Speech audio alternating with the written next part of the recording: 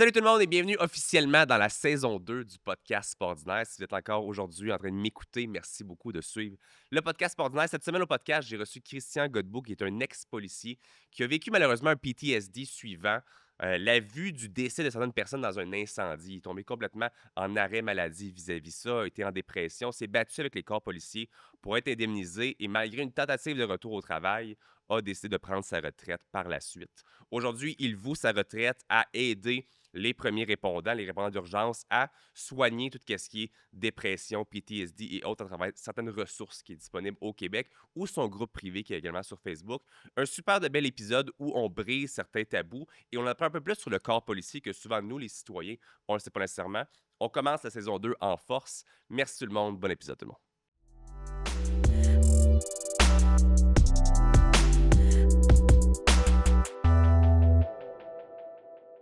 Aujourd'hui, j'aimerais vous parler d'un des sponsors du podcast Sportinaire depuis les tout débuts, qui se trouve être la compagnie québécoise Mindblow Energy, puis on ne sera pas de cachette, c'est mon entreprise. Donc, j'ai créé une entreprise de boissons énergisantes québécoises à base de nootropiques et on est très fiers de sponsoriser le podcast Sportinaire depuis ses tout débuts. On sponsorise la même entité, c'est moi qui l'anime. Hein? Mais les boissons Mindblow Energy, qui est une grande découverte que j'ai faite il y a quelques années, les nootropiques sont des ingrédients qui augmentent vos fonctions cognitives. Donc à l'intérieur, c'est pas juste de la caféine, c'est une boisson qui est supplémentée. Donc vous avez des ingrédients qui vous aident pour tout ce qui est focus, énergie, bonne humeur, mémoire. Une super compagnie québécoise que je vous invite, si vous voulez supporter le podcast ordinaire, à aller vous en procurer. Vous pouvez vous rendre au mindblowenergy.com et utiliser le code PASORDINAIRE pour 10% de rabais. Sinon sur amazon.ca, on est numéro 1 pour les produits énergisants ou un peu partout au Québec dans plusieurs points de vente. Merci beaucoup. Christian Godbout au podcast Sportinaire pour la première de la saison 2025. Bienvenue au podcast Sportinaire saison 2 officiellement. Ben, merci beaucoup. Merci à toi d'être avec moi aujourd'hui. Christian, t'es où habituellement? T'as-tu fait un petit peu de déplacement pour venir jusqu'ici? Moi, j'habite la Rive-Sud de Montréal. Fait Donc, quand même un petit peu de déplacement. un petit peu de déplacement, mais ça se fait quand même bien. Là. J'aime ça. Podcast ordinaire, on reçoit des gens qui sortent de l'ordinaire, soit par leur personne, par leur histoire, par leur projet ou autre. Dirais-tu que tu es quelqu'un qui sort peut-être de l'ordinaire dans la vie de tous les jours? Je suis carrément dans la marge. J'aime ça, j'aime ça. Ça va vite avec le podcast. Sur une feuille, là, il y a 3 trous qui m'entourent. Là. Je suis complètement de ce côté-là. Là. J'adore ça. Comme on l'a dit avant, tu es quand même un habitué des podcasts ou des entrevues. Tu as fait quand même plusieurs entrevues. Puis c'est ce qu'on va parler aujourd'hui de ton histoire. Encore une fois, moi, souvent, quand je rencontre des gens, je connais pas l'histoire à 100%. J'ai besoin de l'apprendre un petit peu plus sur le tas. Je trouve que c'est plus intéressant ensemble de pouvoir en jaser aussi. Fait qu'on commence par la base. En 2012, tu as vécu un choc post-traumatique majeur dans ta carrière de policier. Je t'en dis pas plus. J'ai envie que toi, tu m'en dises plus sur le sujet. Comment ça s'est passé de ton côté? Il était majeur. Ça, Ok. ça c'est totalement vrai. Puis, je vais raconter comment ça s'est passé. En 2012, ça faisait 11 ans que j'étais policier à Montréal. J'ai pas été policier ailleurs. Je suis sorti de l'école de police. J'ai commencé. Je voulais la grande ville. Je voulais l'action. Hein, comment est-ce qu'on est à cet âge-là? Là. Ça prend de l'adrénaline. Ok.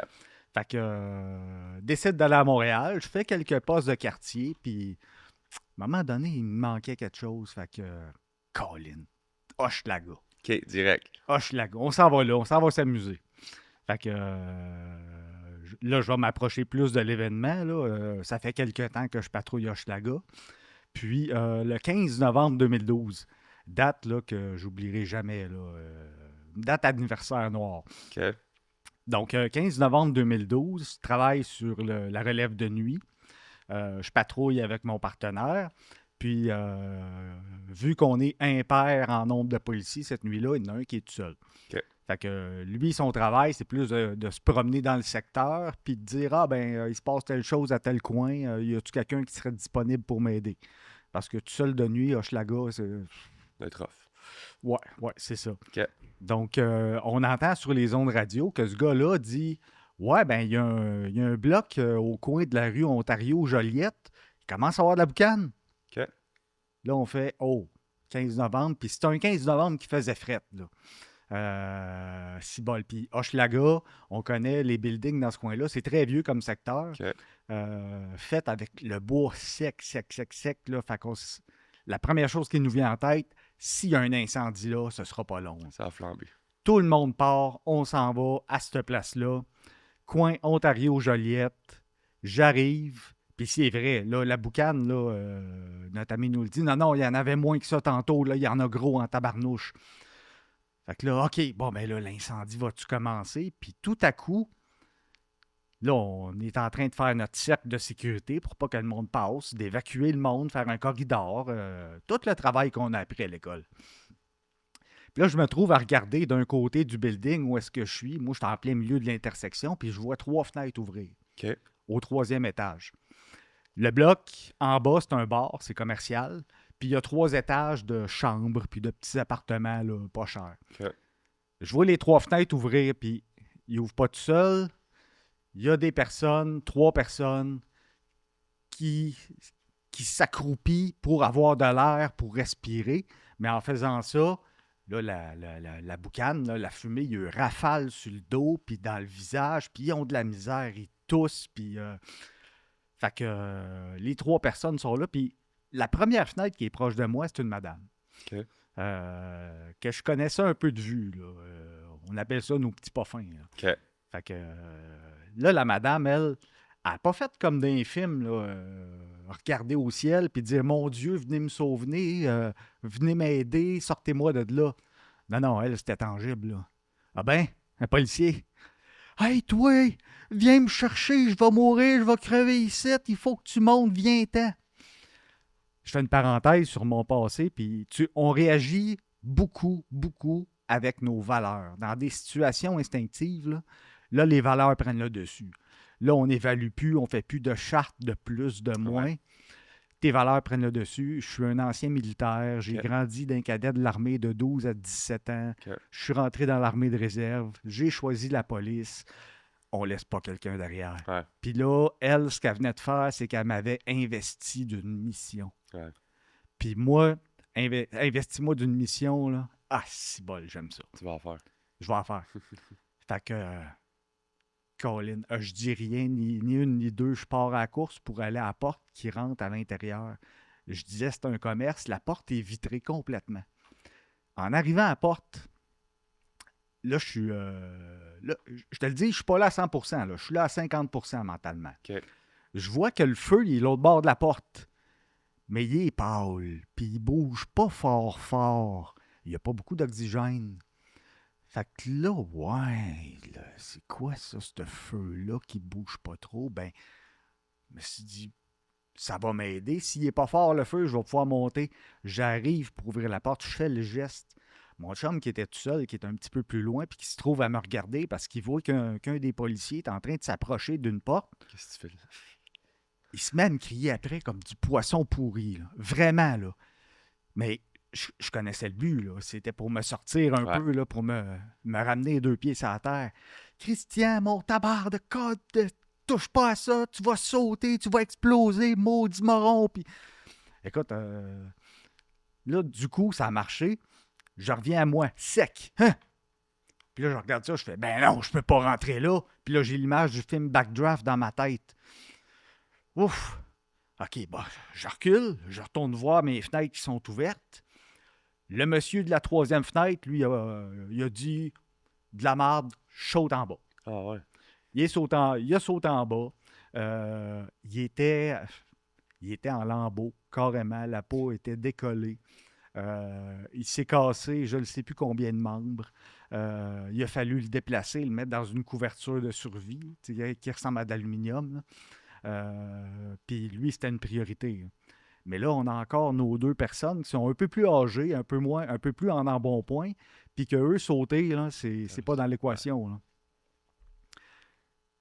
La boucane finit à cause de l'apport d'oxygène par se transformer en feu. Mais là, je disais que la boucane lui rafalait sur le dos. Là, c'est le feu qui lui rafale sur le dos.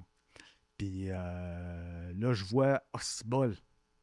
Ils ont les cheveux en feu. Puis ils arrêtent complètement de crier. Le feu, à un certain point, puis je parle d'une histoire de seconde, je me rends compte, le feu a tellement brûlé les terminaisons nerveuses de ces gens-là. Ils sentent plus rien. Ils sont sans doute full adrénaline, full endorphine. Le corps se dit, on va mourir, mais on va mourir en paix. Puis là, je les vois, ils parlent plus, ils bougent plus. Puis tout à coup, les 2, là, à quelques secondes d'écart, ils tombent de dos. Puis là, je vois les flammes qui prennent comme quand tu mets une bûche dans le poêle. Ben, ce soir-là, les 2 bûches dans le poêle, c'était 2 personnes que je connaissais. je repars de mon... là, je redeviens là, complètement... Je volais au-dessus de ma tête. On entend souvent cette expression-là. Je me voyais, Ouais. j'étais plus à l'intérieur de moi. Ben, je l'ai expérimenté tout de suite après ça. Mes amis m'ont raconté par après. J'étais debout en plein milieu de l'intersection, pas de manteau parce que je sentais pas le froid. Puis je bougeais pas. J'arrivais pas à intégrer ce qui venait de se passer. Ça heurtait toutes les valeurs pour lesquelles j'ai mis des efforts toute ma vie. De Là, choc? c'est le choc de perdre des gens devant moi, Ouais. de ne pas être capable d'intervenir, l'impuissance. Je suis là, je suis en uniforme, je suis guéri, j'ai l'air d'un Robocop, version mettons minuscule, mais je peux rien faire. Puis les pompiers, ça a pris... dans ma tête, ça a pris 8 ans avant qu'ils arrivent.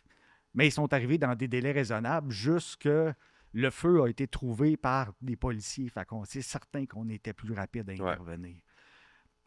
À un certain moment donné, pas longtemps après, le superviseur ce soir-là, lui, il fait le tour de ses policiers pour les remplacer 10-15 minutes pour leur dire « Va au poste, va manger un petit quelque chose, 10-15 minutes, va aux toilettes, puis après ça, revient. » Ah, ben Colin, fait que, il faisait le tour là, pour donner un petit break à tout le monde. Hey, il arrive à moi. Il rouvre la fenêtre. Un autre qui commence à me parler bête. « Chris, qu'est-ce que tu fais? Pas de manteau! » Hein? Là, je fais « Ah, je suis gelé. Je suis complètement congelé. » Je dis « Boss, je sens plus mes orteils. » Il dit « Rentre dans la vanne. » Là. Je rentre dans la vanne, il allume la lumière. Il dit « T'as les lèvres bleues. » Il dit « Non, non, non. » Il dit « Toi, là, je t'amène au poste. Il y a quelque chose qui cloche. » Fait que, il dit « Laisse ton char ici. Ton partner le ramènera. Je t'amène au poste. » Puis là, ça a été comme la fin de l'événement. Rendu au poste, il y a une entrée pour les policiers seulement qui donne sur le parking. Puis quand j'arrive pour monter l'escalier extérieur, puis je vois la pancarte « Police seulement », là, ça me frappe. Police. Puis dans mon fort intérieur, je suis en train de me demander, je suis vraiment une police? Okay. Avec ce qui s'est passé. On ouvre la porte, puis je regarde à gauche, puis il y a les radios de télécommunications qu'on a sur nous autres. À droite, il y a le gros mot « Police de Montréal ». Je craque. Je tombe à genoux dans l'entrée avec mon sergent. Je pars à brailler. Mais brailler là, comme un bébé qui a soif puis qui a faim. Là. Je suis pas capable de m'arrêter. Fait que là, il me dit « Hey Chris, il me met une main sur l'épaule. Viens-t'en, je vais aller t'aider. » On va se déshabiller, on va changer. Il dit « Tu prends pas ton véhicule personnel. Il reste ici. Je te ramène chez vous, ça arrive sud. » Puis il dit « Demain matin, mais que tu aies dormi un peu, là. » Il dit « Je vais revenir. Je vais m'asseoir avec toi, ta conjointe, ta fille, si tu veux qu'elle soit là. Puis on va parler un petit peu. » Ah, j'ai dit « OK, c'est beau. » Fait que c'est ce qui s'est passé. La suite, ça a été... d'une part, la descente aux enfers. Ouais. De l'autre, est arrivée la rémission. Il y a eu plusieurs étapes. Là. Ça a duré tout ça. Là, ça a duré un bon 11 ans. En fait, j'ai eu 11 ans de belle carrière. Puis après ça, 11 ans à me battre contre des démons. Avant qu'on continue un petit peu justement sur l'espèce d'effet que tout ça a été après, les policiers dans des situations comme ça, à quel point étiez-vous, sont-ils formés à venir faire face à un feu comme ça, dans le sens où on le sait que c'est la job des pompiers, mais dans votre cas où vous étiez là en premier lieu, Oui. y a-tu quoi que ce soit que tu peux faire d'autre que ce que tu as fait de ton côté, comme je veux dire, à part regarder puis attendre les pompiers, avez-vous une formation relative au feu?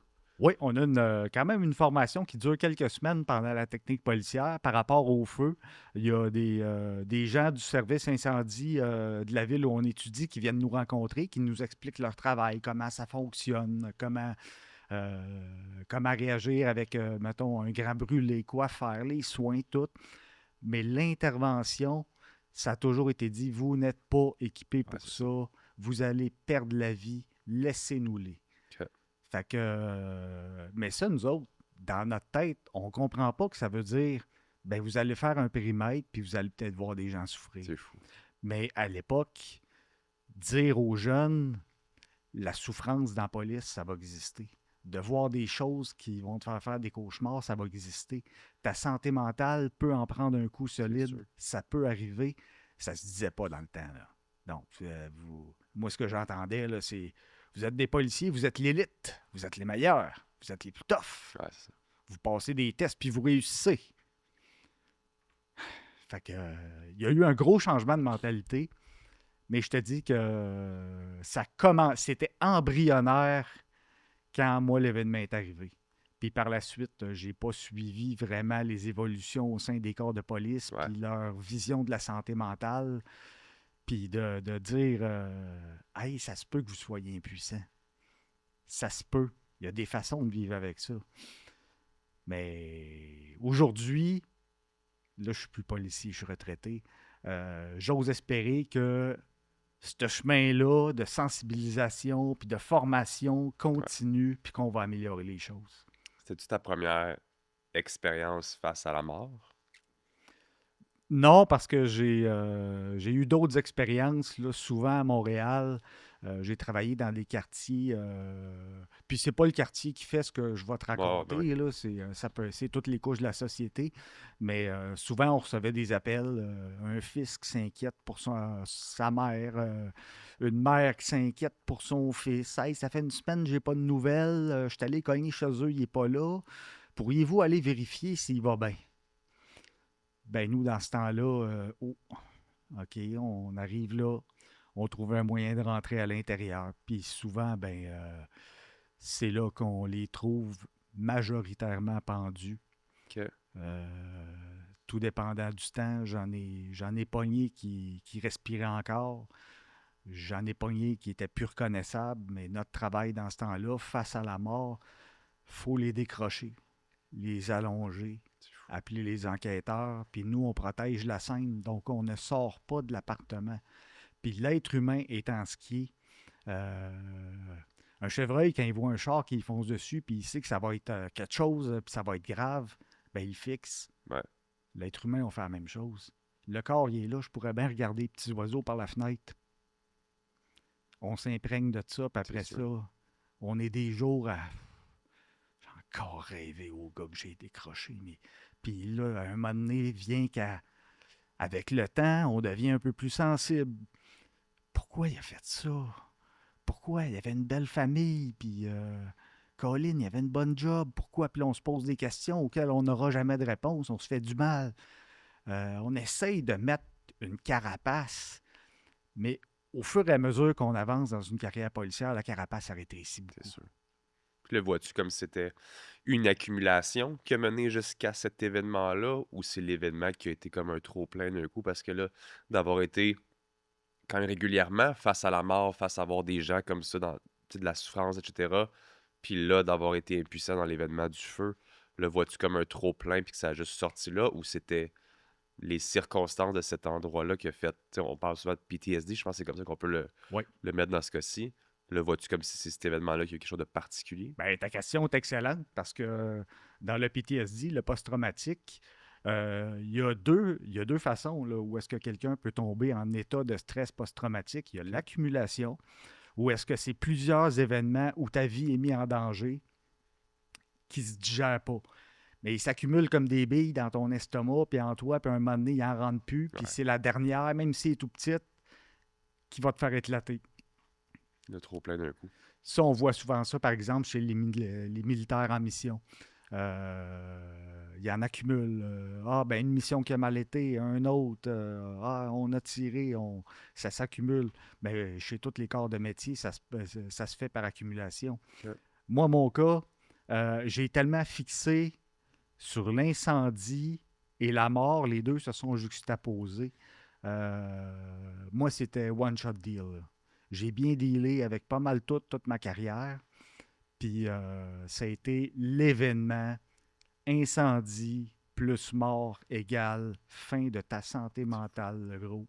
C'est fini. Donc, puis je te mens pas, encore aujourd'hui, en 2024, ça fait 12 ans, je suis incapable de regarder un feu de la Saint-Jean, un feu de camping, une odeur de fumée. L'automne, là, j'ai horreur d'être en campagne parce que le monde commence à chauffer au bois. Okay.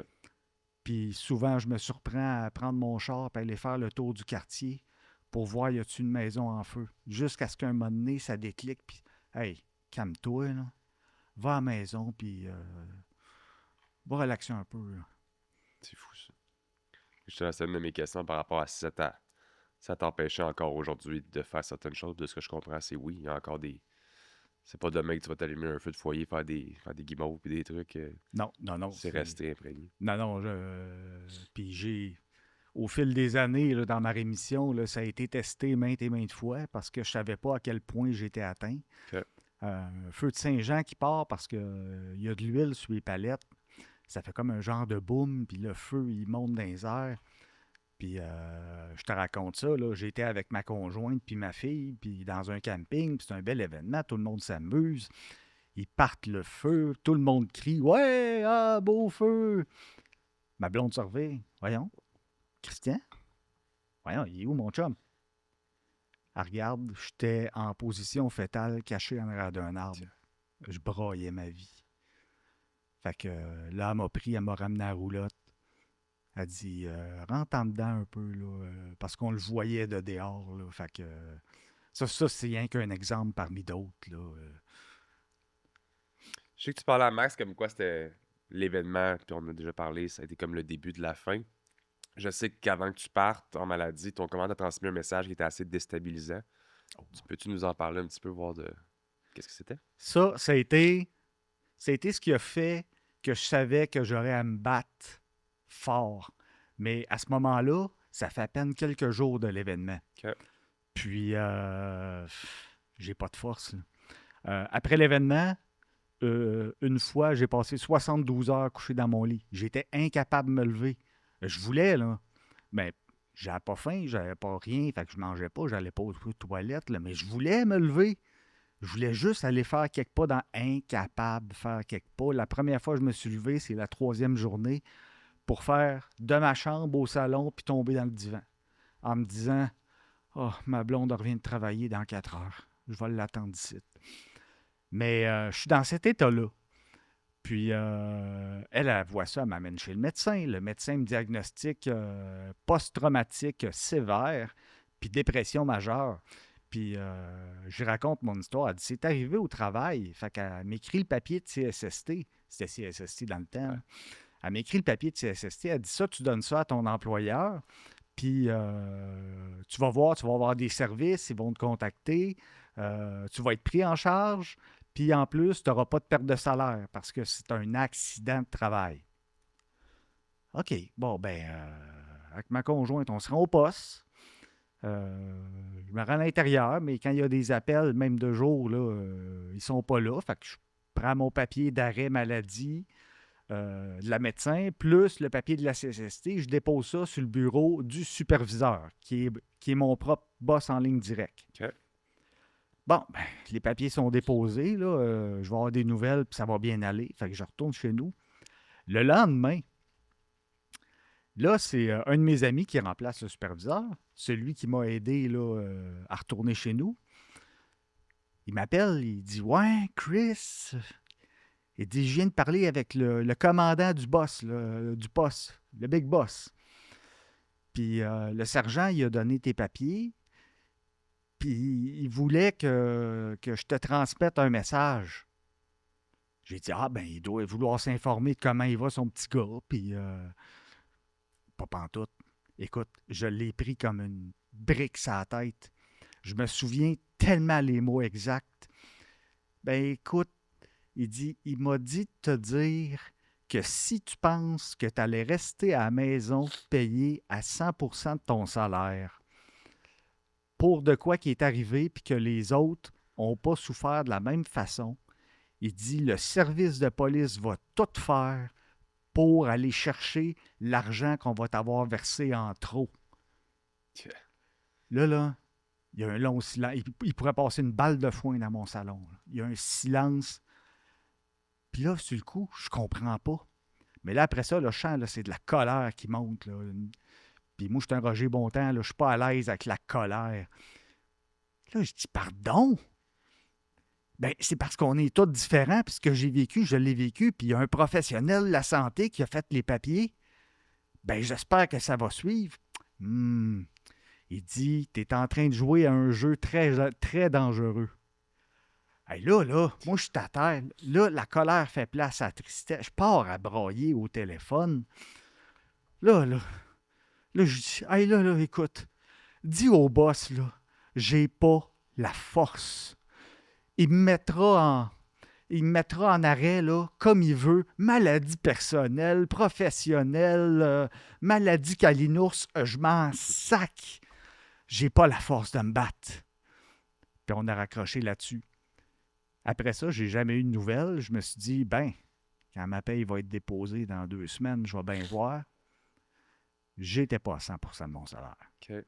J'étais avec un salaire coupé. Donc, en maladie, comme si c'était personnel.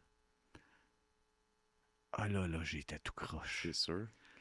Je voulais me battre, mais là, je savais plus vers qui me tourner parce que j'étais pas encore soigné, j'étais pas encore médicamenté, j'étais pas encore...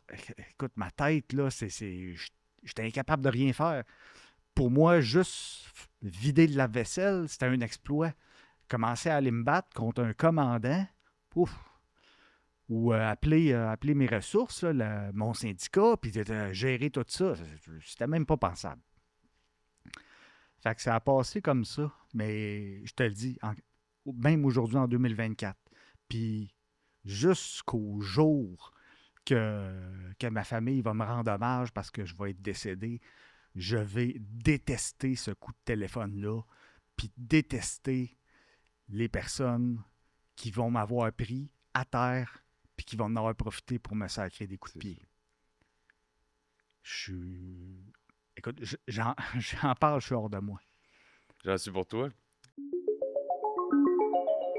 On prend une petite pause à l'épisode d'aujourd'hui pour vous parler d'un des sponsors du podcast Ordinaire, qui est Shop Santé, qui à toutes les semaines, je vous présente différents produits qui sont disponibles chez Shop Santé. Et cette semaine, c'est les produits d'un de mes amis qui s'appelle Juju's.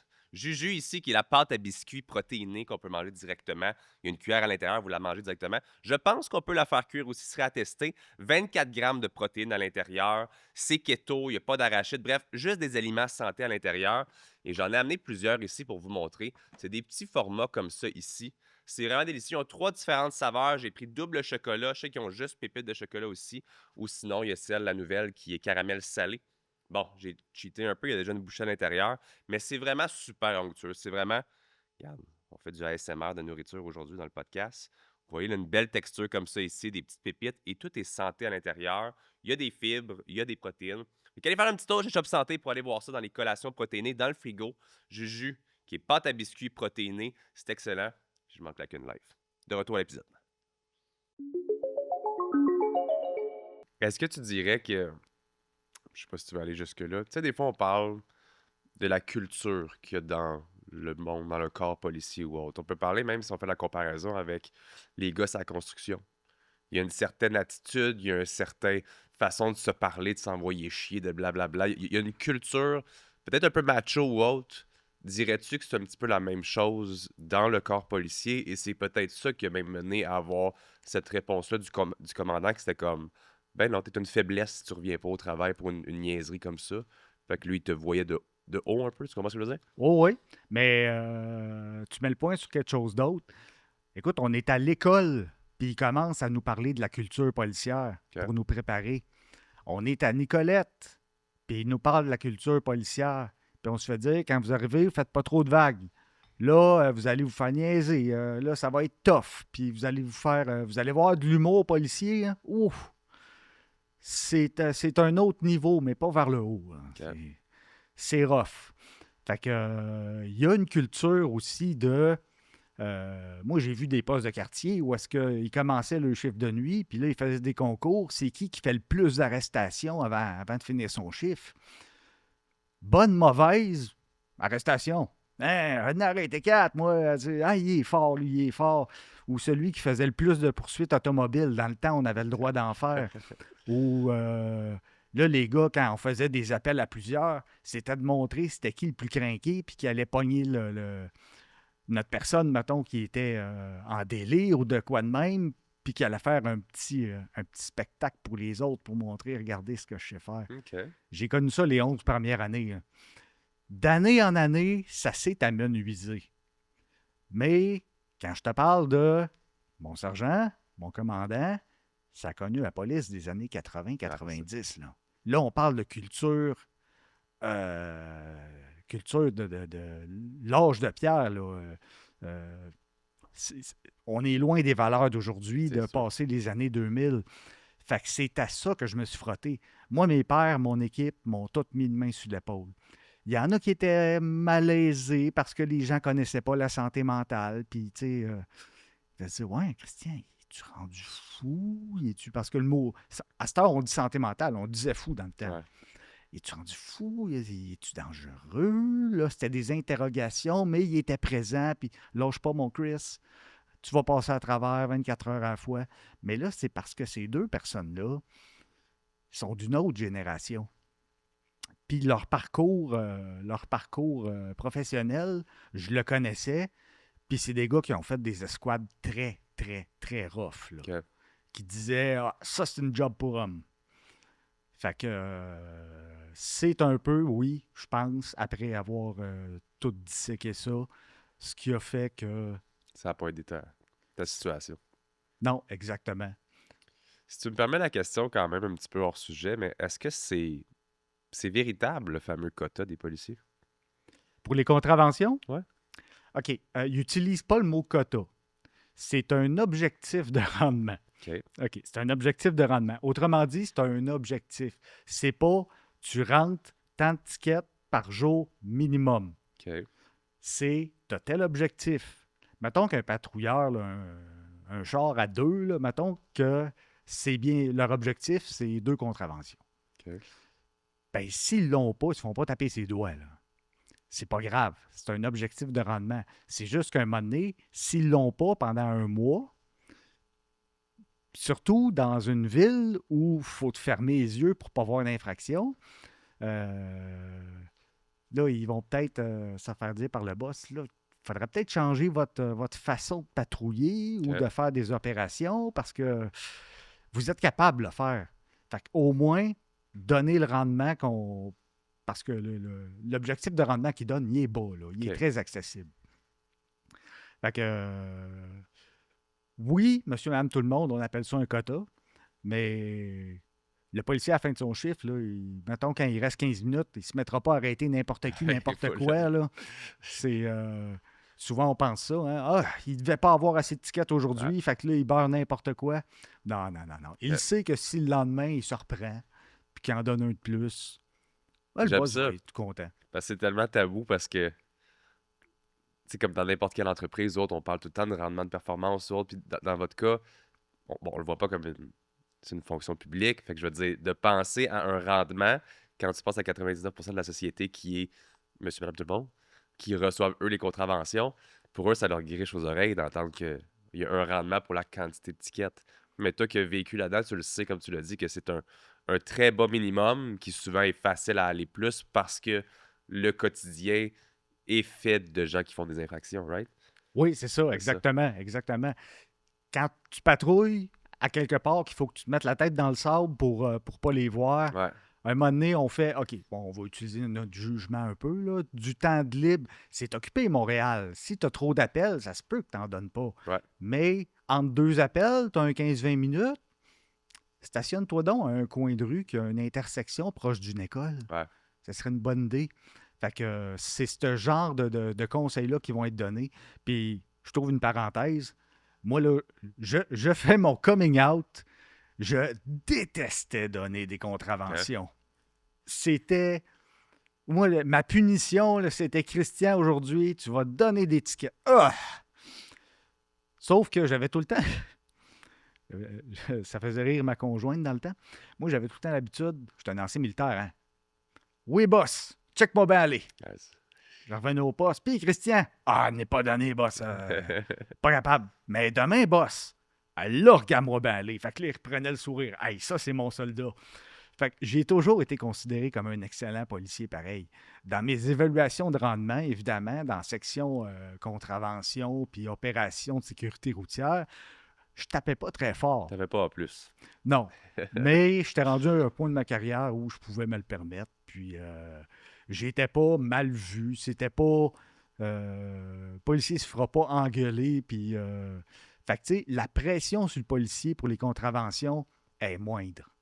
Ça va être bien vu, par exemple, d'en donner, mais même quelqu'un qui va se mettre à donner des tickets de stationnement parce que les roues du véhicule stationné ne sont pas orientées vers le trottoir. Hey, là, on s'entend que c'est tiré par les cheveux un peu. L'article existe, Ouais.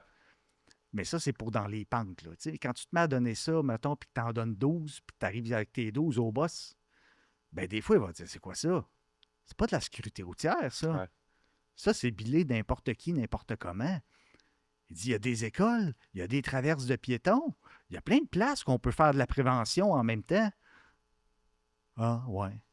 Fait que c'est pas de faire plus, c'est de faire mieux. Ouais. Si je reste sur une dernière question hors sujet par rapport à ça, est-ce que c'est difficile, puis si on se concentre sur tes 11 années que ça a bien été au poste de police, est-ce que c'est difficile d'être dans un métier qui est davantage mal aimé que d'être aimé, dans le sens où je le sais qu'il y a des situations où est-ce que oui, les policiers sont vus comme des héros, font des actes héroïques, font des choses que la population ou les personnes concernées sont vraiment heureux du travail des policiers, puis, mais je pense que tu peux être d'accord qu'en majorité du temps, les gens vont être durs envers les policiers, vont être négatifs envers les policiers, vont lui donner une ticket, nanana. Est-ce que c'est difficile de vivre au quotidien avec de la négativité? C'est très difficile. C'est plus facile quand tu es jeune. Quand tu arrives et que ta carapace a le 2 pouces d'épais, puis que les boys au poste, ils commencent à te préparer. Puis Ouais. quand tu commences, là, tu sautes pas dans le char, tu es tout seul. Là, ils te préparent. Tu vas voir le monde, c'est rough. Puis on est au courant. Quand on nous appelle, c'est pas ça va pas bien. Ok. Il y a quelqu'un de pas content, il y a quelqu'un de violent, il y a quelqu'un d'agressif. Mettons avec un autre citoyen. Ben, mec, il va y arriver, le Robocop, il risque d'être encore plus agressif. Ouais. Fait que, on est la bûche dans le poêle de plus. Fait que ça attise pas mal les situations. Puis ça, on est au courant. Puis, mais on a des techniques qui nous sont enseignées qui appellent la désescalade. Donc, il y a des phrases qu'on peut dire d'une autre façon que la personne va percevoir comme, mettons, je pourrais dire, hey, calme-toi. Hey, ça, quelqu'un qui est en maudit, là, hey, calme-toi, là, tu viens pas, C'est sûr. tu viens pas de le calmer, là. Fait que, par contre, puis là, ça va faire un peu jouage de violon, ce que je dis, mais écoute, là, je vois que tu es en tabarnak, là. On peut-tu prendre 2 secondes, on va respirer, puis après ça, on va se jaser, bon chum? Mais là, premièrement, il ne comprend pas, là. Là, tu viens de le mettre, il va réfléchir parce que là, le policier, il est pas trop arrogant, puis il m'a appelé mon chum. Puis il m'a juste dit de respirer. Fait que là, c'était quelques secondes-là, là, toi, ça te donne pour observer, est-ce que ces signes avant-coureurs d'agression, Ouais. les points, tout ça, est-ce que ça se dessert? Est-ce que la mâchoire se déraidit un peu? OK, je suis dans le bon sens. Fait qu'on continue l'intervention de cette façon-là. Il y a des techniques, là, numéro 1 maintenant, là, pour arriver, là, mais on nous reçoit souvent avec un bat de baseball, là, c'est sûr. Puis je peux te raconter une mini-anecdote. Là. Je vais joindre 2 choses que tu m'as parlé. Un moment donné, ben, c'est un mari qui s'inquiète pour sa femme. À ce moment-là, j'ai 30 ans peut-être.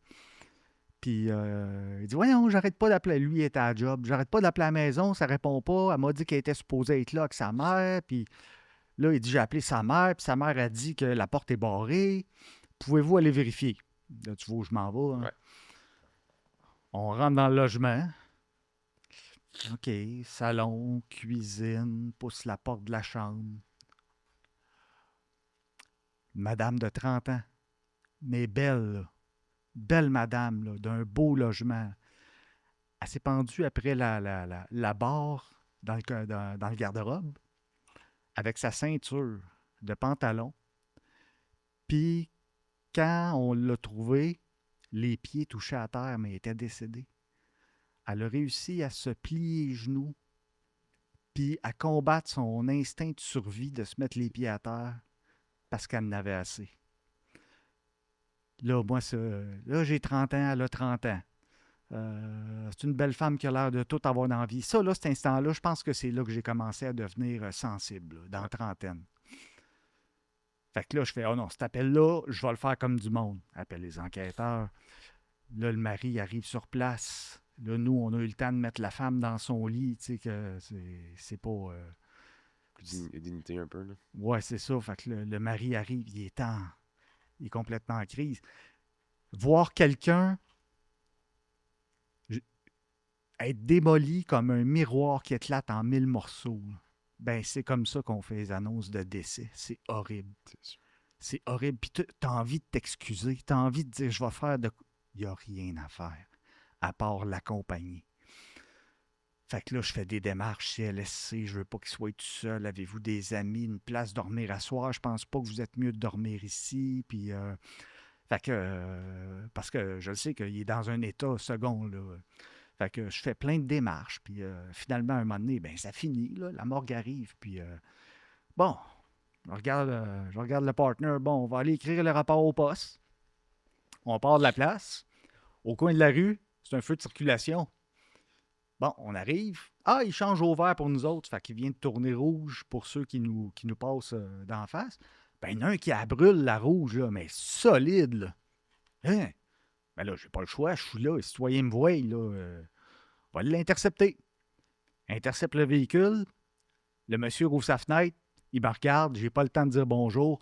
Coudon, toi, si t'as rien de mieux à faire que ça. Il sait pas ce que tu viens juste de vivre. Puis je peux pas y en parler, puis il comprendrait pas, puis il comprendra pas. Là, je respire. J'ai écouté, hein. Je suis sur un appel présentement, là. J'ai vos informations. On verra plus tard, vous n'avez pas de contravention pour l'instant. Mais si vous accueillez les policiers de cette façon-là, je vous garantis que ce ne sera pas facile pour vous sur la route. Puis après ça, je n'étais pas capable là, de me mettre à une autre tâche de rédiger une contravention. Non, moi, je voulais aller en finir avec ça, aller au poste. Puis, dernier point que je fais sur mon rapport, j'ai comme l'impression de OK, je peux m'en débarrasser puis passer à d'autres choses. Fait que c'est tout ça en dedans de quelques minutes. Ça met en perspective beaucoup.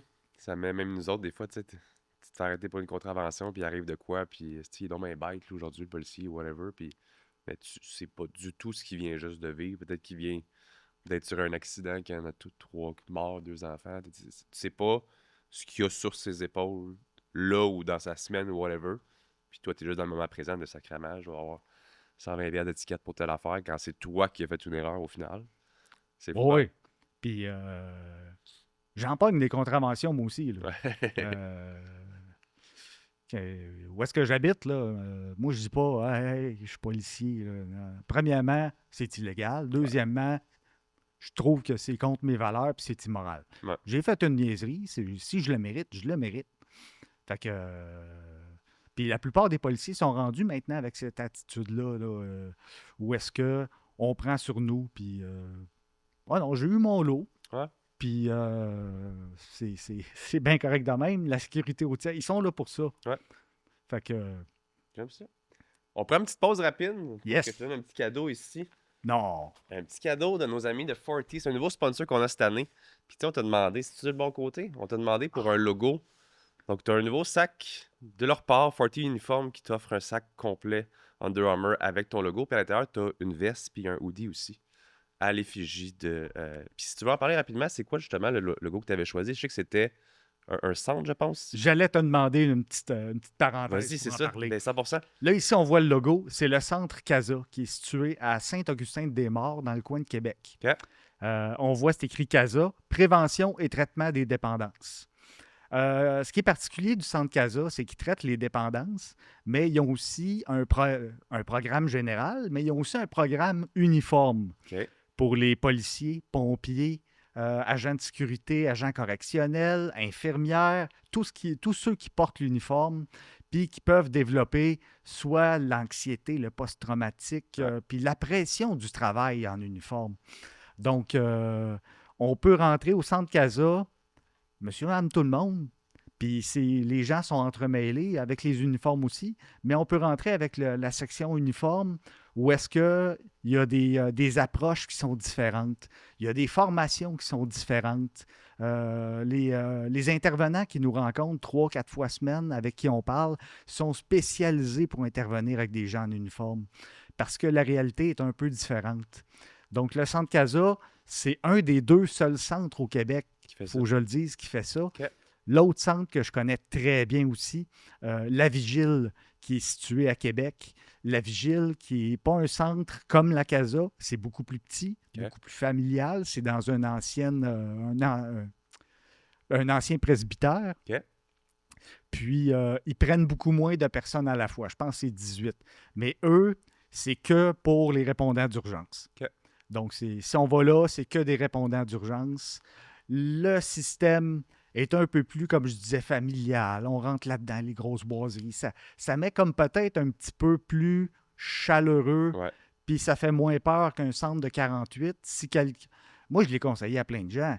J'ai expliqué les deux. Si tu es à l'aise avec le centre, va vers le centre. Si tu as le goût de commencer plus petit puis plus familial, pour t'intégrer, parce que commencer une première thérapie à vie, doit être tough. Elle fait peur. Doit être tough. Elle fait très peur. Donc, c'est je tenais absolument à en parler, puis je te remercie de m'avoir offert ça. Fait que c'est Forte qui t'offre ça. Comme je dis, tu as des chandails aussi à l'effigie. Fait qu'on salue Casa, on salue Forte aussi. Puis les gens à la maison, si vous voulez vous aussi des services de vêtements pour vous personnels ou pour vos entreprises ou autres, ils ont beaucoup de bundles. Allez voir ça, forte.ca. Merci la gang pour les vêtements, c'est vraiment super. Si tu veux mettre ton bar, tu vas pouvoir regarder ça après le podcast. Right, merci. En plus, le sac est assez énorme. C'est parfait. Ben ouais, tu vas avoir du stock en masse là-dedans. Si on revient un petit peu à ton histoire, Christian, si on parle peut-être dans la situation où, bon, c'est une dépression post-traumatique, c'est comme ça qu'il faut qu'on le mentionne, right? C'est un syndrome de stress post-traumatique. OK. On dit quelqu'un qui en souffre, il y a un état de stress post-traumatique. Autrement dit, puis c'est incurable. Tu as des techniques, tu as des centres, tu as des thérapies pour aller mieux, puis apprendre à vivre avec. Mais on ne fera jamais mieux qu'apprendre à vivre avec. Donc, c'est un état. Puis la dépression vient de cet état-là. OK. C'est comme un... comment t'appelles ça? J'allais dire un syndrome de plus qui va se rajouter à avoir déjà la condition du syndrome post-traumatique. Exactement. OK. Par rapport au travail, tu es en arrêt de travail. Là, de ce que je comprends, c'est que tu n'as pas ta CNESST qui est à la CSST dans le passé. Tu es là sur un congé. Comment ça se passe à ce moment-là? Tu as un temps que tu es en congé payé. Tu dois te battre un peu comme ce cheminement-là avant que tu prennes ta retraite au final. Je sais que tu as même eu un retour au travail à un moment donné. Si on y va avant le retour au travail, comment ça s'est passé? C'était quoi ton quotidien? Comment tu as dû faire d'autres communications pour essayer de te faire payer? Ça s'est passé comment de ton côté? Ben, en fait, l'idée là, du papier de CSST puis tout ça, je me l'étais sorti de la tête. Ma priorité, c'était ma santé. Okay. Donc, j'étais pas médicamenté encore quand j'ai vécu mon post-traumatique les quelques jours après. Là, l'important, c'était, OK, là, on peut pas soigner un cerveau qui est en jello. Là, tu as besoin de médication pour te remettre un peu, puis commencer après ça une petite thérapie pour... Il faut que le cerveau commence à aller mieux. Mais en santé mentale, médicamenter quelqu'un pour un trouble, c'est pas comme, par exemple, la schizophrénie où est-ce que le médicament est connu, ou la bipolarité où est-ce que le médicament est connu, l'anxiété, les médicaments sont connus. Pour le post-traumatique, c'est des mix de médicaments que les médecins font essai-erreur. Parce que ça se soigne souvent avec des antidépresseurs, des antipsychotiques, des médicaments qui aident à dormir parce que la nuit, c'est horrible quand tu viens de vivre un post-traumatique. Il y a les cauchemars, les flashbacks, se réveiller en criant, se réveiller en pleurant. Là. Fait que ça prend des médicaments pour dormir. Ça prend tout ça. Mais il faut que ces médicaments-là, il faut qu'ils se potentialisent un l'autre. Donc, les médecins, ils ont c'est des psychiatres qui gèrent ça. Les psychiatres ont tout un travail. Là. OK, si on te donne telle pilule, ça va t'aider, mais pour aider telle autre partie de ton cerveau, on ne peut pas te donner elle. Faudrait te donner elle. Puis là, tu te ramasses. OK, on essaye ce mix-là. Il y a des mix où est-ce que carrément, là, je me sentais là, comme un robot. Là. Non, ça ne marche pas. Là. Après 5 jours, là, non, je me sens mal. Là, je me sens... OK, non, bon, ben, vous réagissez mal à ce médicament-là. On va essayer quelque chose d'autre. Essayez quelque chose d'autre. Je broye la journée longue. OK. Ça marche pas. OK, bon, ben revenez nous voir. On va... Hey, ça a duré avant d'avoir la bonne médicamentation sur laquelle je suis toujours aujourd'hui. Ça a pris facilement 6 mois. OK. Puis moi, par contre, à l'époque, ma conjointe, on est séparés aujourd'hui, OK. mais ma conjointe à l'époque, drôle d'adon, c'est une des très bonnes infirmières en santé mentale au Québec Ah oui? qui travaillait dans un institut de recherche en santé mentale. Puis quand elle a vu que les médicaments ne marchaient pas, puis même que ça me faisait dépérir, puis que j'avais plus trop de place à dépérir, là, elle dit non. Elle dit là, je vais te trouver quelqu'un, là, ça n'a pas de bon sens, parce que j'essayais de trouver un psychiatre. C'est dur de trouver un psychiatre au Québec. C'est sûr. J'avais téléphoné au service de police. Ouais, y avez-vous des psychiatres qui travaillent, qui sont référés par la police? Non. Ah, ben, je vais appeler mon syndicat. Ouais, un syndicat, avez-vous des psychiatres à référer? Tu sais, parce que c'est eux autres qui gèrent les programmes d'aide. Non, on n'a pas de psychiatre. Va à l'hôpital. Ben oui, mais à l'hôpital, je vois un psychiatre, puis il ne peut pas me prendre comme patient parce qu'il est plein. Puis j'en vois un, puis quand j'en vois un autre, il dit le contraire du premier. Là, ça me prend un psychiatre. Puis, je dirais pas qui, mais je me fais répondre par quelqu'un de mon environnement là, de professionnel. Ben, bonne chance. Ah, taboire. OK. Fait que c'est là que ma conjointe a décidé. Je vais t'en trouver un. OK. Elle raconte mon histoire à quelques psychiatres qu'elle connaît. Puis ils font qui doit pas bien aller, lui. Fait que je sais pas s'il le voyait comme un beau défi, mais finalement, dit qu'ils viennent nous rencontrer, là, qu'ils viennent nous raconter ce qu'il vit, puis on va voir ce qu'on peut faire. Du moment de la première rencontre, il y a un psychiatre qui s'est levé qui a dit « Je suis ton psychiatre si tu veux être mon patient. OK. » Ah là, je suis là. C'est pas que je veux, je suis honoré. Vraiment, j'en ai besoin, je veux m'en sortir. Fait que là, viens me revoir à mon bureau, telle date. Il dit, tu verras pas d'autre, là. Il dit, ça va être moi qui va gérer ça. Fait que là, j'ai enfin quelqu'un, j'ai enfin un outil avec moi. Là, je me sens accompagné, là. Bon, fait qu'après ça, ben là, continue un peu à changer les médications. Les rencontres de psychologues aussi, là, ça a aidé quand même pas pire. Mais le côté médication, là, ça vraiment, là, c'est. Là, je venais de régler une grosse partie du bobo. OK. Puis là, professionnellement, à ce moment-là, t'es payé de quelle façon? T'es encore sur un congé maladie, Je suis sur un congé maladie comme si c'était personnel, là, comme OK. si je m'étais foulé une cheville en faisant du ski. mais qui dure. Mais qui dure parce que j'ai pas la force de me battre. Donc, OK. je suis en arrêt pendant 1 an après l'événement. Puis mon psychiatre, c'est lui qui me conseillait beaucoup, puis il est excellent. Il me disait, Christian, là, OK, on a ta médication, tu commences à aller mieux, tu vois un psychologue. Il dit, je suis pas mal certain que tu as délaissé des choses que tu aimais faire, puis que tes habitudes là, ont changé. Je dis, ben ouais. Moi, je suis un coureur de demi-marathon. OK. Fait que, il dit, ben commence pas par un 21 km, là. Il dit, recommence à mettre tes souliers de course, juste pour le feeling. Il dit, après ça, va marcher. Va courir si tu veux. T'aimais-tu ça lire? Ah, j'adorais lire. Ben, tu lis-tu? Non, pas vraiment, là. J'ai trop peur d'être dans ma tête. Non. Lis, ça t'occupe les pensées. Ouais. Fait que là, sur tes conseils-là, il dit, puis tes proches sont où? Ah, ben, je dis, mes parents sont en Abitibi, mon frère habite à Halifax. Là, je suis en arrêt. Les policiers que je connais étaient mes amis, ils travaillent, j'ai pas le temps, ils n'ont pas le temps de me voir. Fait que ma conjointe, elle travaille fort. Elle a 2 jobs avant elle faisait sa maîtrise. Fait que là, je dis, ben, il dit, pourquoi tu irais pas voir ton frère? Ah, OK. Fait que là, je m'organise. Il y a un Mod Hero un été pendant mon année d'arrêt de travail. Mod Hero, un genre de Spartan. Ouais. Fait que j'appelle mon frère, puis mon frère, c'est une machine. Je dis, hey, ça te dirait-tu, je descendrais chez vous, on se verrait une couple de jours. Moi, ça me ferait du bien, puis on pourrait aller faire la course. Ça me donnerait un objectif, je m'entraînerais. Il me semble que c'est sain dans mon rétablissement. Il dit, hey, méchante bonne idée. Il dit, on s'inscrit en ligne, là, puis dis-moi ta date, puis tu t'en viens chez nous. Ah, ben parfait. Là, je suis content. Prends l'avion, m'en va à Halifax voir mon frère. C'est mon frère jumeau, puis je le vois pas souvent. OK. Fait que, arrive chez eux. Hey, tabarnouche, allez, là, on va faire un événement. C'est mon premier avis que je fais de ce genre-là, à me rouler dans la boîte. Je l'ai fait dans l'armée, là, mais c'était différent. Un peu différent. Mais cet événement-là, on le fait, puis on a du fun. On a du fun. Moi, je suis super entraîné. Mon frère, il a à peine mis ses souliers de course une fois, puis on a fini ensemble. Photo au fil d'arrivée, comme c'est tout le temps. Là. Gros sourire. Hey, on est fiers de nous autres. Le soir, poste la photo sur Facebook. Là, tu dois voir où je m'en vais. Ouais, Là. 100%. Le lendemain, mon téléphone sonne. C'est une de mes amies du poste d'Hochelaga qui m'appelle puis qui me dit « Ouais, Chris, écoute, faudrait que tu enlèves ta photo que tu as mise sur Facebook. » Hein?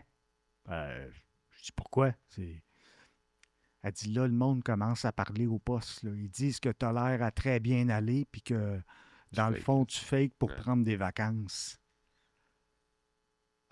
Un autre claque sur la gueule. Hey, j'en ai eu cette année-là, des claques sur la gueule.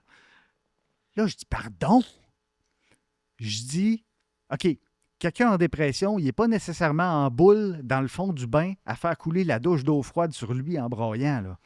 À un moment donné, il y a une rémission qui se fait. C'est pas en sortant du bain en broyant, en t'essuyant les yeux, que tu retournes au travail. Il faut que tu ailles bien. Puis là, je commence à aller bien. En tout cas, là, tu fais ce que tu veux, mais ça jase pas mal d'un casier. Raccroche. Hey, là, ça vient de scraper ma fin de voyage. Là, je suis en maudit, je suis là. Colin, il vient de m'arriver, là, je suis à terre, je souffre. Puis tout le monde qui est supposé m'aider, ben, t'as un petit coup de pied dans le ventre, un petit coup de pied dans le dos. Fait que, finalement, l'arrêt de travail finit après environ 1 an. Je retourne au travail à peu près en octobre. Là, c'est pas mal proche de novembre. Je reviens au travail, fait que là, j'ai la chienne. Ça fait 1 an que j'ai pas mis le pied dans le poste. Je rentre, je vais à ma case. Mon uniforme est là. J'ai la patate, là, OK, je prends mon temps, je mets mon uniforme. Là, je me dis, Colin, tu sais, le monde va venir me faire un petit câlin, tu sais, un petit bienvenue, mon Chris, puis sûrement que le sergent va vouloir me rencontrer, voir comment il va son petit gars, puis il est rendu où, puis on fait quoi avec pour son retour.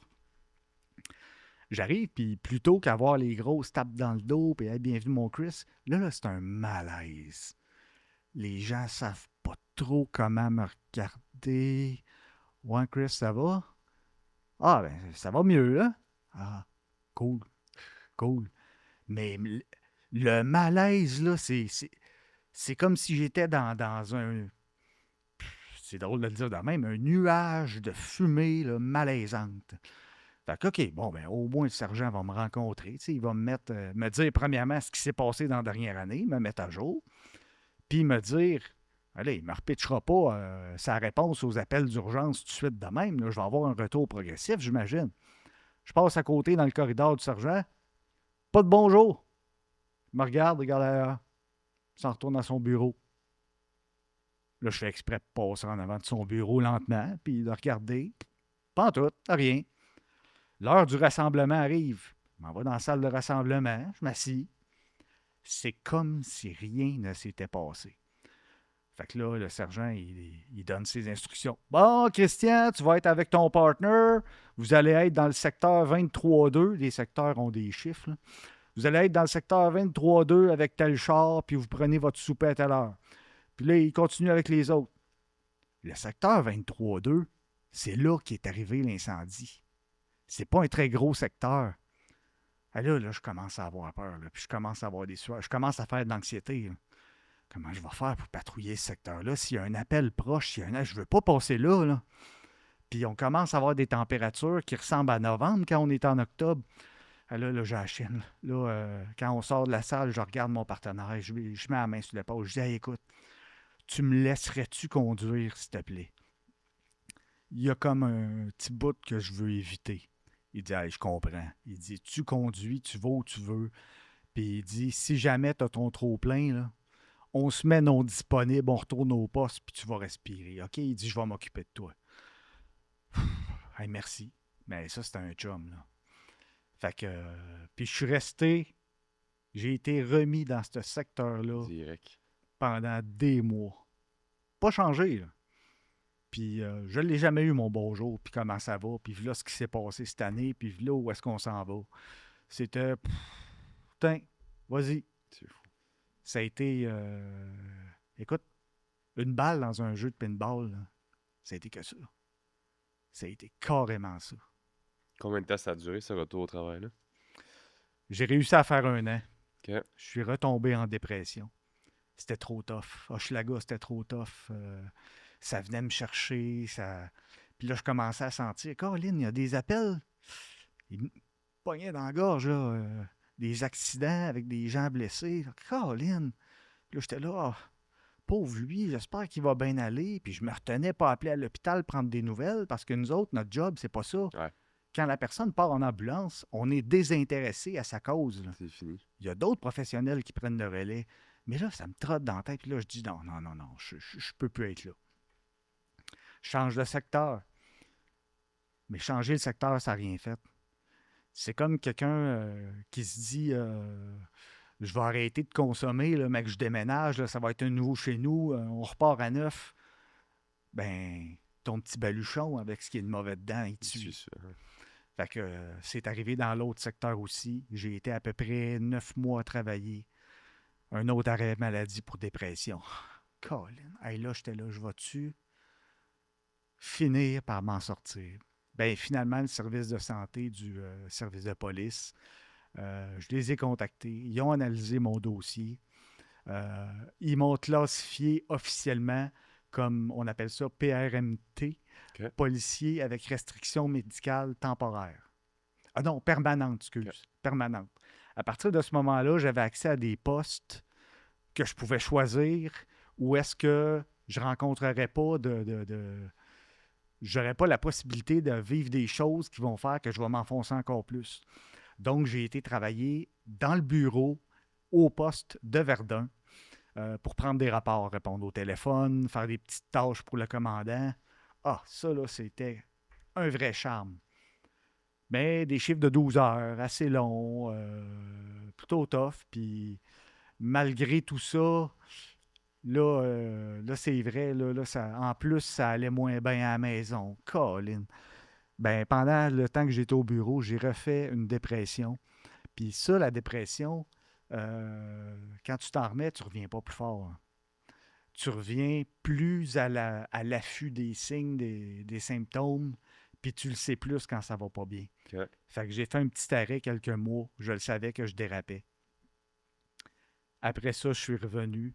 Puis c'est là que je suis entré dans le processus pour être retraité parce qu'on m'a dit, Monsieur Godbout, l'employeur, vous n'êtes plus capable. Vous n'êtes plus capable, là. Tu sais, quand ils ont vu que je m'enfonçais pareil, même avec un poste qui était idéal, c'était fini. Fait que ça durait 1 an. C'était des évaluations avec des psychiatres, évaluation de mon psychiatre, contre-évaluation du psychiatre de la ville, parce que ils savent qu'il faut que tu partes, mais la ville veut pas que tu partes. Fait que là, puis ils veulent prendre la bonne décision pour le policier. Ça a pris 1 an, puis finalement, le soir du 23 novembre 2022, mon téléphone sonne. Puis pour une fois, c'était pour une bonne raison, Ouais. puis c'était pas pour me donner une claque à la gueule. C'était quelqu'un des ressources humaines qui me disait, Monsieur Godbout, en date du 23 novembre, vous pouvez respirer, vous êtes officiellement retraité pour raison professionnelle. C'est fini. J'ai senti, c'est fini. Après, écoute, on est en 2000, après 10 ans de combat, ça venait de finir. 10 ans, là, je me suis comme effoiré, là.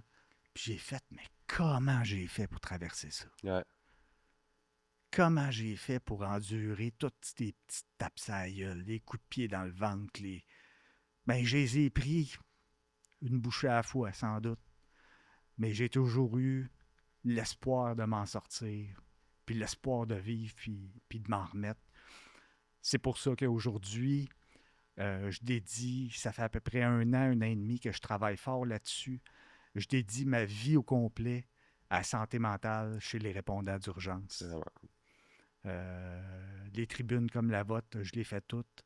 J'ai un groupe Facebook que je commence à avoir plusieurs membres. Je sensibilise beaucoup avec des articles, des recherches. Je participe à des conférences. Donc, on va le casser, ce tabou-là. Ben, j'aime ça. Puis tu viens de dire exactement ce que j'avais dans la tête à l'instant, c'est on a parlé de la culture de ce milieu-là, puis je pense que plusieurs milieux, ça peut être comme ça. Mais tu l'as dit, c'est un tabou chez les gens qui comprennent pas, puis encore plus chez les hommes, on va être honnête là-dedans aussi. Mhm. Tout ce qui est dépression et autres. Puis je vais même parler pour moi en disant que je connais très peu c'est quoi se sentir comme ça, dans le sens où je me rappelle pas avoir un épisode de ma vie. Puis, tu sais, je pense que tu connais un petit peu mon histoire. Tu sais, j'ai été en prison étant plus jeune, puis Ouais. j'ai eu des moments difficiles personnellement, mais je pense pas jamais m'avoir senti probablement comme tu t'es senti durant ces épisodes-là. Fait que je trouve ça important d'essayer de briser le stigmatisme, les tabous par rapport à ça, pour toutes les personnes peut-être qui écoutent, qui ne savent pas du tout ce que c'est. Parce que c'est souvent ça, c'est pas juste de juger. Dans ton environnement, je pense qu'il y a beaucoup jugé, mais il y a aussi beaucoup de gens, je pense, qui ont juste aucune idée de qu'est-ce que c'est. Fait que tu es un peu comme dans l'incompréhension de il va bien, il arrive de quoi, il va mal. Comment ça peut arriver si moi je vais pas mal, tu sais? C'est le but. Aujourd'hui, je peux le dire, c'est le but de mon existence, c'est d'informer. C'est d'informer dans un autre but que je vais te nommer à la fin, là, Ouais. un mot qui est très important pour moi. Là. Premièrement, d'informer les répondants d'urgence.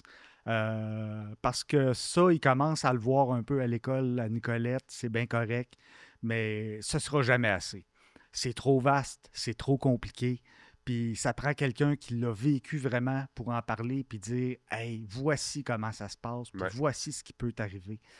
Donc, le répondant d'urgence a besoin d'être au courant pour voir venir le coup. Mais les tribunes que je fais, les conférences auxquelles je participe, puis tout ce que j'envoie sur le net, ça a aussi dans le but de sensibiliser l'entourage de ces gens-là. Moi, ce que je veux créer, là, c'est OK, je veux que le répondant d'urgence puisse prendre conscience chez eux un moment donné. Hey, il me semble que je commence à pas bien aller. OK, là, on vient d'atteindre un but. Mais je veux aussi que sa mère, à ce répondant d'urgence-là, hein, qui est à Shawinigan, qu'elle dise Colin, il me semble que mon petit Martin, là, il m'appelle aux 2-3 jours, puis là, ça fait 2 semaines qu'il n'a pas appelé. Puis, il me semble que je regarde ses photos sur Facebook, il perd du poids. Un petit Martin, il vit peut-être quelque chose. C'est d'informer sur tous ces signes, ces syndromes-là, pour que créer un peu un cercle de lumière autour du répondant d'urgence. Lui créer un cercle de protection sans qu'il aille à le faire lui-même. Juste en donnant, en informant monsieur, madame, tout le monde. Juste en informant la société, les répondants d'urgence. Il y a des ressources, mais je le sais, quand tu ne files pas, c'est impossible de rejoindre une ressource ou presque. Ouais. On n'a pas la force. Je l'ai fait souvent. Composer 2-3 chiffres accrochés, composer 2-3 chiffres accrochés.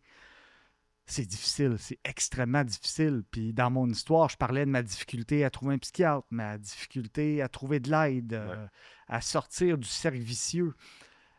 Mais c'est pour ça que moi, ma façon de le faire, c'est que le mot le plus important dans ce qui est de la sensibilisation en santé mentale, c'est d'accompagner. J'aime ça. On n'a pas besoin d'inciter quelqu'un à aller chercher de l'aide. On n'a pas besoin de le conseiller. Ces mots-là, ça fait peur à quelqu'un qui ne file pas, mais une petite main sur l'épaule, dire regarde, veux-tu, je vais t'accompagner. Tu n'es pas capable de faire le téléphone pour la CASA ou la vigile? Regarde ce que je vais faire. Je vais appeler pour toi, je vais prendre les infos. Après, je vais te les donner. Déjà, tu vas connaître un peu l'affaire. Puis si tu n'as pas la force de les appeler, je demande qu'ils te rappellent. C'est moins dur de répondre que de décrocher et de composer le numéro. Ça, c'est de l'accompagnement. Des fois, l'accompagnement, c'est juste « Hey, je suis là.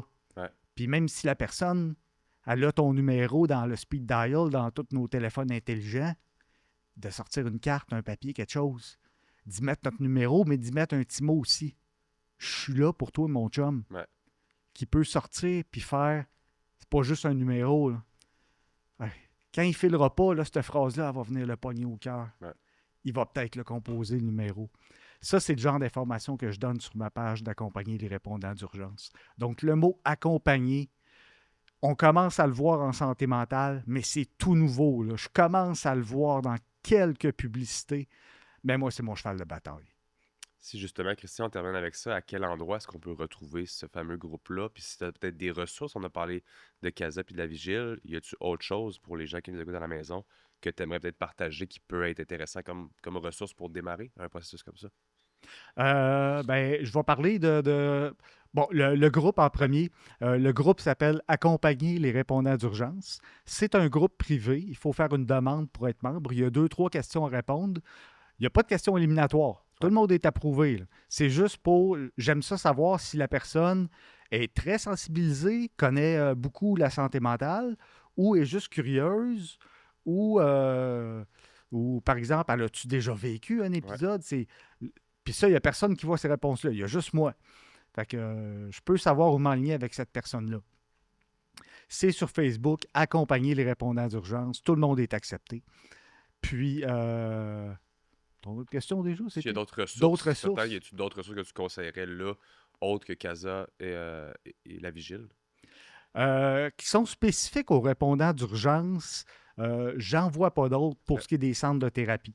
Par contre, je vais ouvrir une parenthèse, souvent avec le post-traumatique, avec la dépression, un très haut pourcentage de personnes développent la consommation, que ce soit de drogue, d'automédicamentation, d'alcool. Il y a une ressource, il y a plusieurs ressources, là. Quelqu'un peut carrément téléphoner au 811, puis eux vont y en trouver une ressource. C'est la plus générale. Ouais. Mais sinon, un peu partout au Québec, il y a des centres qui s'appellent Le Virage, Ouais. qui traitent la dépendance. Puis, ils ont des rencontres thérapeutiques avec chacun des patients qu'ils voient. C'est couvert par la RAMQ. Vous ne sortirez pas une scène de vos poches. Une rencontre par semaine d'1 heure avec une thérapeute qui ne va pas juste parler de la consommation, mais elle vient d'où la consommation? Ouais. On peut-tu travailler là-dessus? Puis, tant que tu as besoin, là, ils sont là. Ils ne te diront pas « Ah, bon, ben, tu as eu tant de séances, bonne chance pour le reste. Ouais. » C'est une très belle ressource. Puis je peux dire le virage, très humain. Très, très, très humain. Je pense.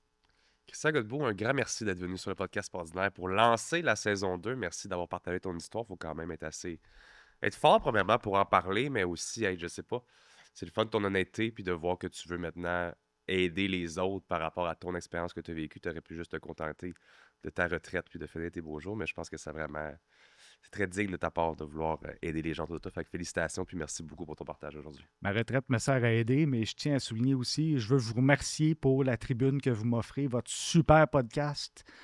Merci. C'est grâce à des gens comme vous que je réussis à lancer mon message efficacement.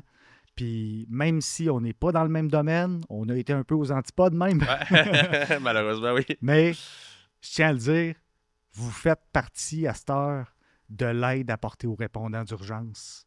Ce que vous avez fait là, de m'inviter, là, ben, vous faites partie de la solution. Puis ça, je vous remercie personnellement. Merci à toi, Christian. Pour les gens de la maison, j'espère que vous appréciez l'épisode d'aujourd'hui. Bienvenue dans la saison 2 du podcast Ordinaire. Si vous avez aimé, laissez un petit commentaire. Si vous voulez aller voir Christian sur le groupe Facebook, allez faire un petit tour aussi. On se voit la semaine prochaine pour notre épisode du podcast Ordinaire. Un peu moins enrhumé la semaine prochaine. Bye, guys.